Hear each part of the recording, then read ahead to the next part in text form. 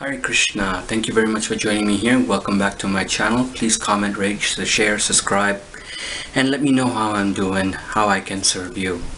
Speaking of serving, there is a growing group of individuals who often criticize any religious organization, particularly in the Vedic fold or Hinduism, about the fact that we often give food or milk to the deities, whether it's Shiva Lingam or deities of Krishna or Radharani, but yet we're wasting so much money and food on these particular deities where else it could be served for the needy and for the hungry. Millions of dollars are apparently spent at the temple feeding the deities, but what about the poor and the hungry? Yes, that is a valid concern, but that valid concern, as valid as it is based on a misunderstanding. First and foremost, we don't hear these individuals complain that millions of dollars are spent in the movie industry. Hindi movies, English movies make billions of dollars per year. Why can't these individuals criticize the Hollywood or Bollywood or Collywood or Tollywood? Why can't they say, well, you know, millions of dollars are going to this famous movie or that famous movie, Iron Man, or whatever your latest Bollywood blockbuster is. Yet, when it comes to the deities or Krishna, then there is criticism. Understandably so, it's a religious aspect, but let's clear that misunderstanding.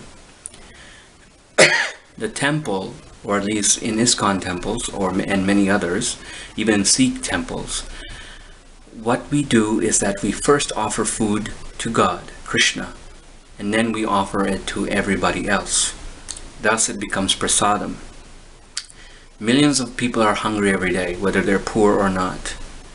Feeding the poor is a great endeavor and very honorable.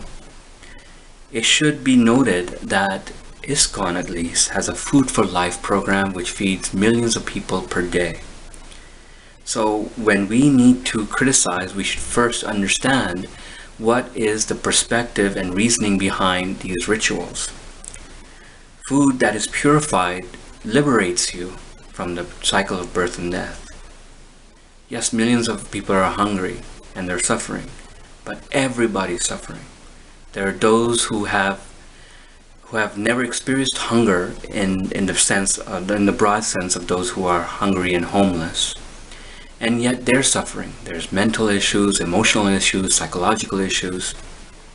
How can we help them? They're not hungry. What can we do for them? People who eat will eventually become hungry again. Whether you feed them or you don't feed them, that doesn't mean you do not feed them.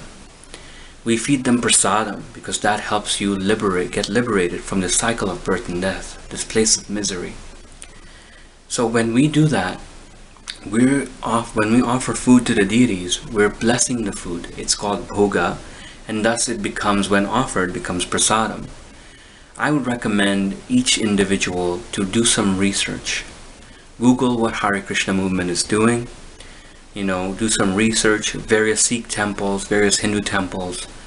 And yes, there are those temples who do waste their food technically, because it all goes to the deities and nobody else is fed. That could be economical issues, social issues, cultural issues, we do not know. But let's not lump every single person, every single group into this one aspect. So yes, God doesn't need food. You may ask, why do we have to feed God? God doesn't need food. You're right, God does not need food. But he explains in the Bhagavad Gita, Patram Pushpam Phalam Toyam, that if one offers me with love and devotion, fruit, flower, water, I will accept it. It's with love and devotion. He purifies the food.